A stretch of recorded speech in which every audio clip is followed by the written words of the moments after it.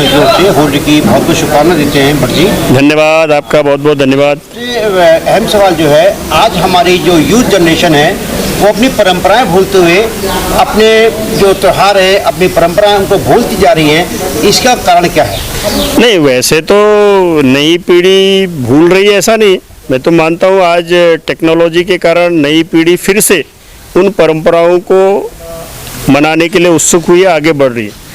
इसके पीछे का कारण मैं बीच की पीढ़ी में ये मानता हूँ कि उस समय थोड़ा, एक तो टेक्नोलॉजी नहीं थी, दूसरा लोगों को ऐसा लगता था कि शायद हमारी जो ये परंपराएं हैं, हमको जो अपने पुराने लोगों के द्वारा या हमारी पीढ़ियों के द्वारा जो हमको मिला है, सहज मिला है। कई बार कोई चीज़ जो हमको सहज मिलती है तो उसको हमको लगता है कि शायद ये उतनी उपयोगी नहीं है, लेकिन समाज में अनेक प्रकार के थपेड़े खाने के बाद आदमी को लगता है यही ठीक है।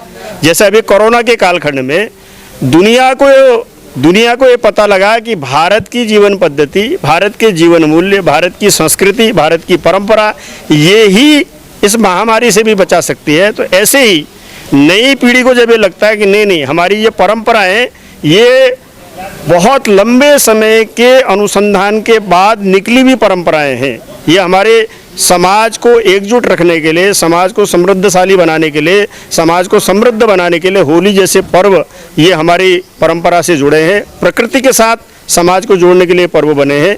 और आज की नई पीढ़ी, मुझे इस बात की खुशी कि नई पीढ़ी भी उसी उत्साह और उमंग के साथ इन पर्वों को मना रही है। और इसको देखते हुए भाजपा को जिताने के मूड में बिल्कुल नहीं है, कांग्रेस पूर्ण बहुमत से आएगी, इसमें क्या कहना आपका? ये कांग्रेस का ख्याली पुलाव है। कांग्रेस विपक्ष की राजनीति उनको करनी है, इसलिए विपक्ष में रहते हैं, उन्होंने सरकार के खिलाफ कोई न कुछ बातें कहनी है, इसलिए वो कह रही है। मैं तो मानता हूँ कि कांग्रेस अपनी चिंता करे, देश में जहाँ जाए वहाँ से सिमटती जा रही है, इसलिए कांग्रेस अपनी चिंता करे, भारतीय जनता पार्टी की चिंता न करे।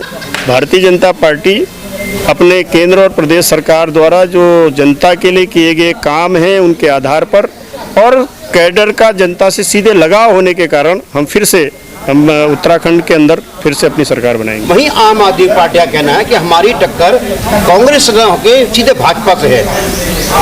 भारतीय जनता पार्टी की किसी से कोई टक्कर नहीं। भारतीय जनता पार्टी एक कैडर बेस पार्टी है।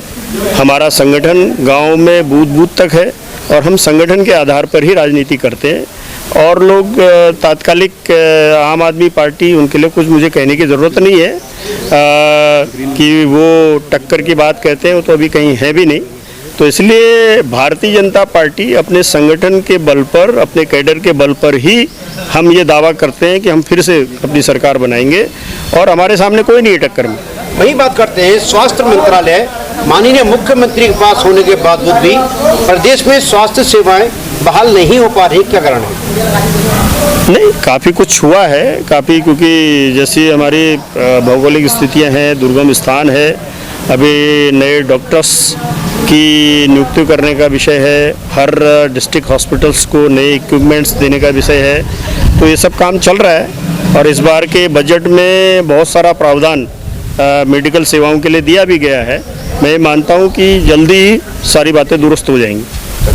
Thank you. 22 में भाजपा ही सरकार बना लेगी कैसे? तो क्या आप मतदाताओं को कुछ बेवकूफ़ टाइप का समझते हैं या ओवर कॉन्फिडेंस में हैं आप? आपका जो सबसे महत्वपूर्ण सपोर्टर और वोटर है मध्यम वर्ग, वो इस समय महंगाई की मार से बुरी तरह जूझ रहा है और वो खफा है। तो कैसे आप ये दावा करते हैं कि हम 22 में बना लें?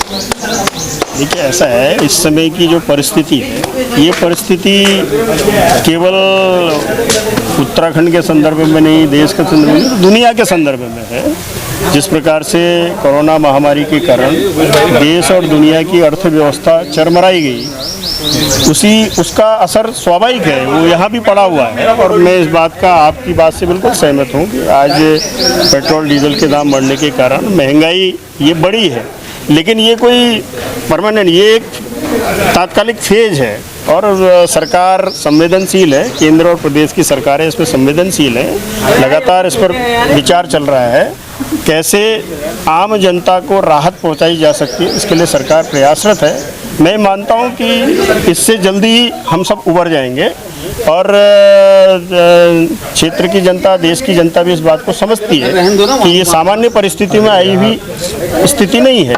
इसलिए जिस प्रकार से लगातार केंद्र और प्रदेश की सरकार ने आम जनता के हित में जो लगातार काम किए, लगातार फैसले किए, उसके आधार पर मैं दावा कर सकता हूं कि हम 2022 में फिर से भारतीय जनता पार्टी की सरकार बनेगी।